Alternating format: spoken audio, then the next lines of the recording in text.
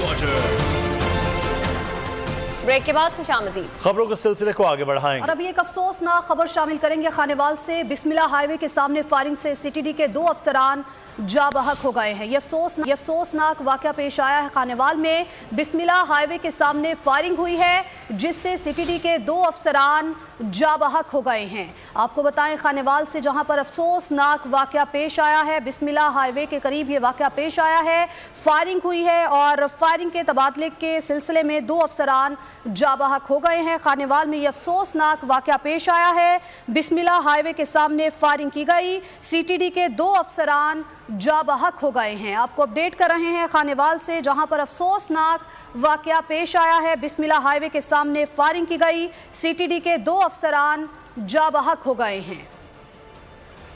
खानेवाल से आपको अपडेट कर रहे हैं, जहां पर अफसोसनाक वाकया पेश आया है। बिस्मिल्लाह हाईवे के सामने फायरिंग हुई, सीटीडी के 2 अफसरान जा बहक हो गए हैं। आपको अपडेट कर रहे हैं, मोटरसाइकिल सवारों ने उनको निशाना बनाया था।